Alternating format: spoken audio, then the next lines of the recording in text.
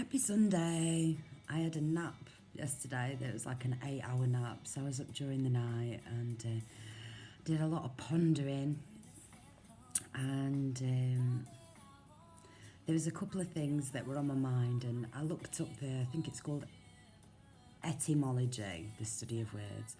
I looked up the meaning of con, which had come in my dreams, the other night. And I just found it pretty interesting. So the first sort of description of it was deceiving or tricking. And the other one was to persuade someone to do something by lying to them. We know that meaning of con. And the other one, another pretty negative one, disadvantage of or argument against something. Obviously, pros and cons. But what I found really interesting was that there was an archaic meaning of con as well in the verb sense, which meant to study attentively or learn by heart. And I found that really interesting because obviously that's the opposite of what we're told now con means and what the connotations are of using con at the start of a word in the present day. So I found that really interesting, and apparently it's originally from confidence trick or confidence game. So then my mind was working overtime then thinking, right, so learn by the heart and study attentively to not be tricked. So that just made me think of a few more things that had been on my mind about belief systems and ideologies, and it's really strange. As I was getting ready to do this video, two things popped up on my phone of opposite ideologies, and this is sort of how I'm feeling at the minute again, this sort of division of ideologies or ways that ways my spirit is being pulled. It's really strange. I don't know if I can describe it more than I was thinking about duality a lot, about the heaven or hell, dark and light, and the duality of the world, good and bad, everything. And that, about the existence of one means the existence of the other. They're of the same, the same thing. One has to exist for the other to exist. And so, it's like quite often I get the internal pull to sort of follow God in whatever way that is. And why I find that difficult is because I don't really know how to quantify God. I don't think many people do know. But I know that it's the creative force, the everything, the higher intelligence of everything. But, there's many different theories and things to ponder about what the nature of reality is, and so what that means God could be. And I listened to this lady earlier talking about her theories and how she theorised that God could be AI and that we're all slowly being assimilated into the simulation, that we're not actually there now, but we're being assimilated into it. And she had some other theories which really sort of seemed to spark off some resonance inside of me about, the Earth plane being, a flat plane with these toroidal torus field, the electromagnetic fields around them, but how, the one above is our dome, our grid, our firmament or whatever, and then that there's one below, and that the centre point is, the coagulation of the matter that has come from plasma, essentially. So anyway, I found that really interesting, but there's something in me that gets sort of pulled towards a belief system or structure or ideology, and then there's part of me that has to rewind and has to pull myself back out of that. And it's like to do with free will and sovereignty and a hive mind, and I'm having a sort of internal battle with these concepts, because they seem to be opposing to me. It's like when I first started awakening, the feeling of free will and being a sovereign being was massive, and the feeling of individuality and creativity and gratefulness for this experience on earth was huge.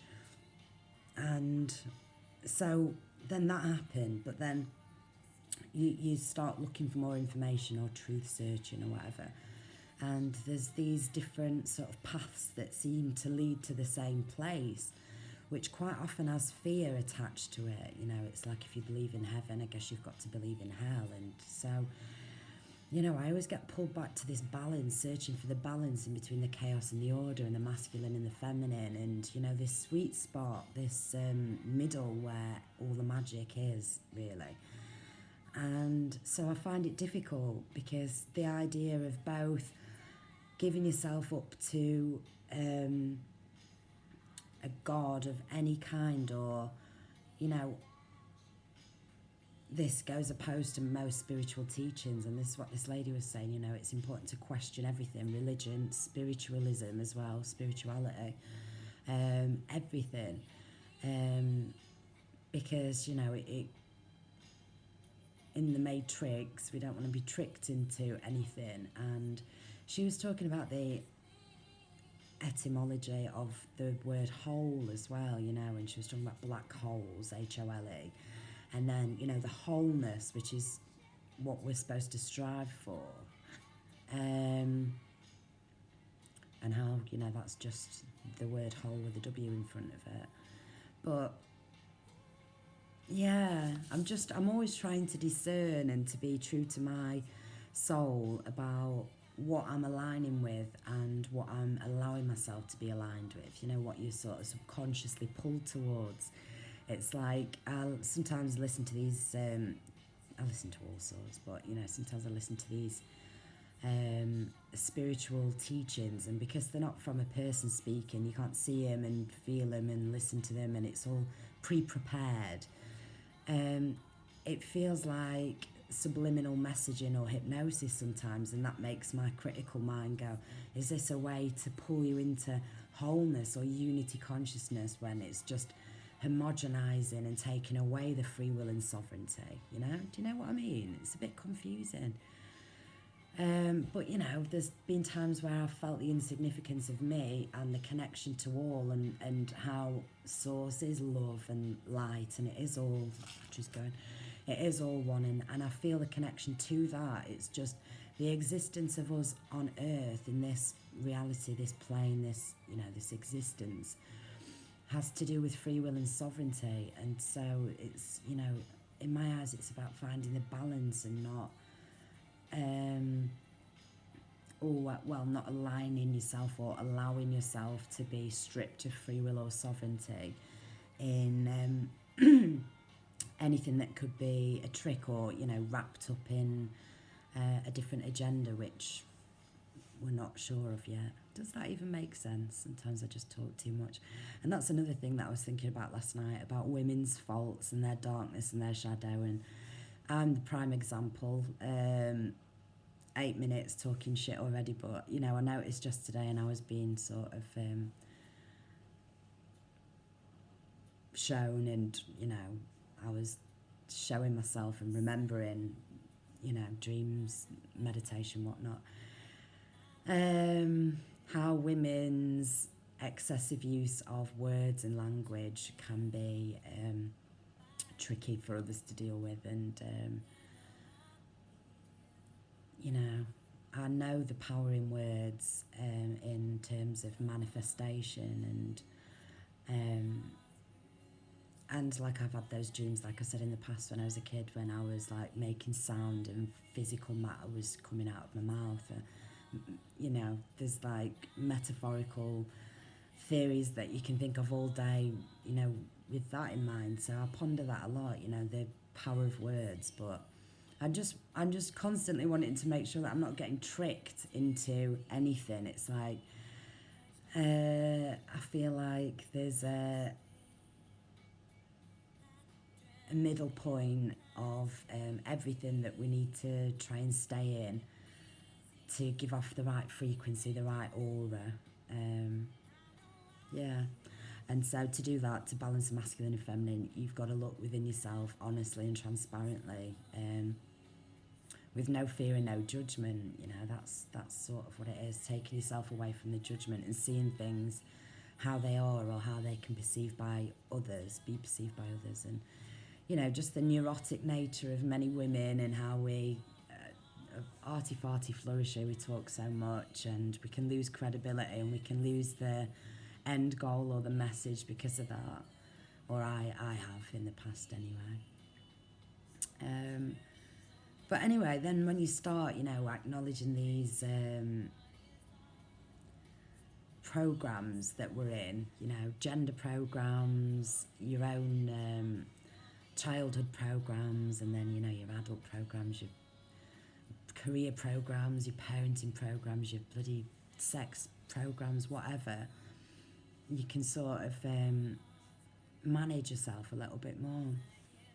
So yeah, I feel like a bit confused at the minute, and like I said, funnily enough, two things popped up there. One was about the power in Jesus's name, and the other one was about what the 144,000 actually is.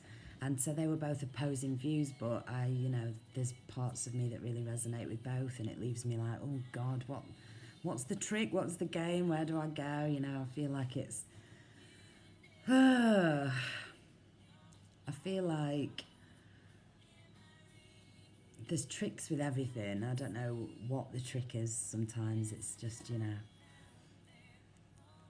life is exciting and there's so many theories that I'd like to explore, and sometimes I really sort of sit with one for a few days and I feel the truth behind it, and then something will happen and, you know, I'll have to pull myself out of that belief structure. And I don't know whether it's, you know, cognitive dissonance or a need to be plugged back into the 3D, or ultimately fear maybe that stops me from committing full force to any type of ideology, or if that sovereign, you know, stubborn, natural part of me and my free will that goes, no, the point is to not align with anything. The point is to sort your own frequencies out, balance your energies within yourself, and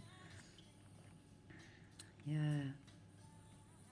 And I watched something else interesting while I'm talking shit, about the chakra system and how that was another sort of design to keep us split, if you will, in this world. And, you know, how it all came from the heart, but it was all split into the 7 different chakras, and it made me think of, you know, Harry Potter and Voldemort and the Horcruxes, and, you know, the 7 parts of your soul that are missing. And I don't know, there's lots of things to think about, but, you know, I do feel that frequency and vibration and electromagnetic fields are everything to do with this plane and this existence. And so, you know, I naturally align with a more spiritual type teaching as opposed to a religious type teaching. It's just, you know, I get these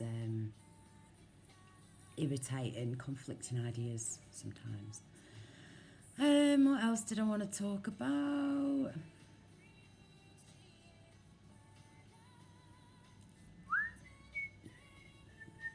Anyway, it doesn't matter. I found some interesting people. I've listened to some interesting things. I just want to stay. Got a little t-shirt, Fearless, because I think that, you know, that's a program. That's part of it, whatever it is. I don't really need to take too long looking into things, because I like to just, you know, come to things on my own accord, and it doesn't need to affect anybody else what my view of reality is. But I find it also interesting, consciousness and, you know, the Matrix, and people's different ideas of the Matrix and what's going on and whatnot. But yeah, I just don't like homogenized agendas, and there's something off-putting about the idea of unity consciousness or God consciousness, and it's, in my opinion, because for me deep down it's sort of opposed to free will and sovereignty. So I don't know, what does anyone else think about this? Am I talking shit? I don't know. But the reason, when I stopped talking, then it was 14.44 on there, and I bought some new clothes the other day, and it came to £144.41p, which is a lot of money. But I was like, whoa, at the number. I won't need to buy any more new clothes for a long time now. But yeah, and the thing, you know, that I've just popped up there was about 144,000, and now it's, you know, not a number of people, it's a frequency.